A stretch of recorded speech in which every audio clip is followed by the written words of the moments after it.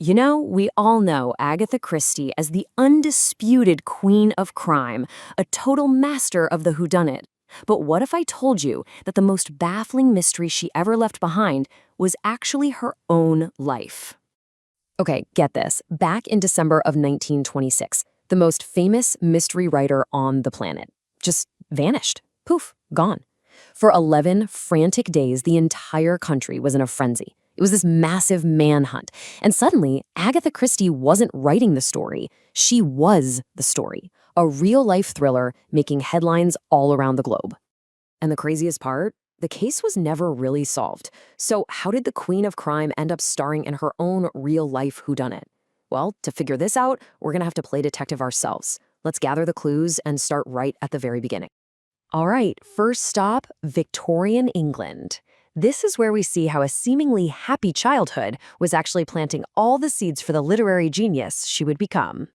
So she was born Agatha Miller way back in 1890 into a pretty wealthy family.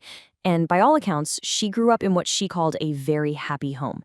Now here's a funny little detail. Her mom didn't want her to learn to read until she was 8.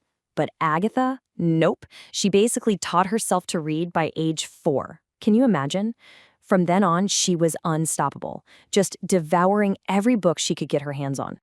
And you can see that imagination just firing on all cylinders from a super young age.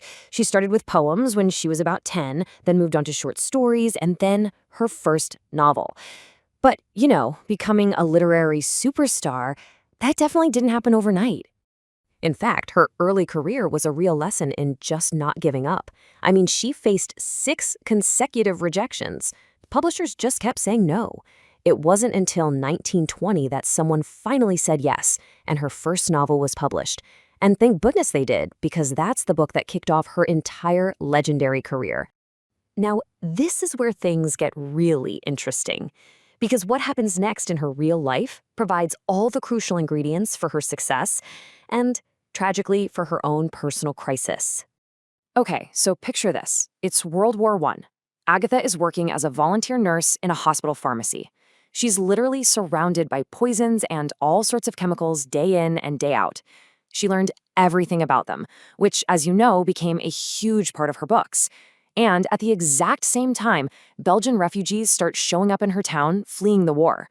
One of them, in particular, would spark the idea for her most famous character ever. Yup, we're talking about Hercule Poirot, that brilliant, super fussy detective with his magnificent mustaches. He shows up in 33 of her novels and basically makes her a global superstar. But here's the hilarious part. She actually grew to hate him. She even called him an egocentric creep. Isn't that wild? But while her career is absolutely taking off, her personal life is starting to look like one of her novels. A really dark plot is unfolding. In 1926, she gets hit with 2 massive blows. First, her mother, who she was incredibly close to, passes away. Then, just a few months later, her husband, Archie, tells her he's in love with someone else and wants a divorce. So on December 3rd, after a huge fight, Agatha Christie gets in her car and just disappears. She's found 11 days later. And here's the twist. She's at a hotel, checked in under the name of her husband's mistress.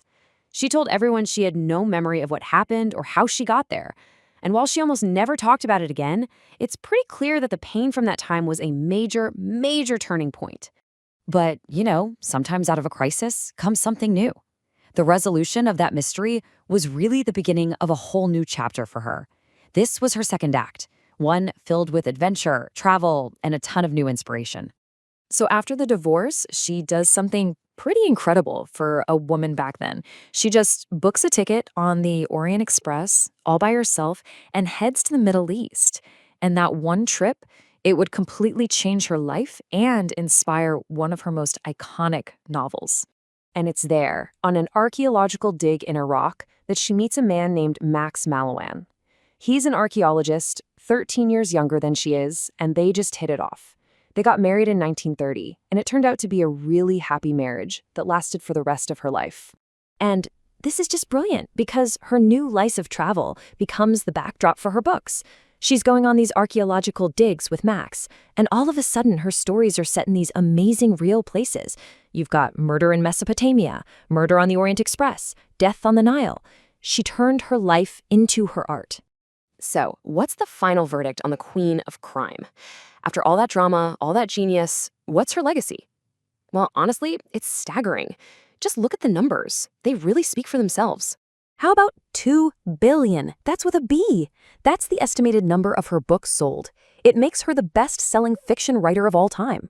I mean, the only things that have sold more are the Bible and Shakespeare. That's the league she's in. Incredible. And it's not just in English. Her stories have reached pretty much every corner of the globe. UNESCO actually says she's the most translated individual author in history. That just goes to show you how much her puzzles appeal to, well, everyone.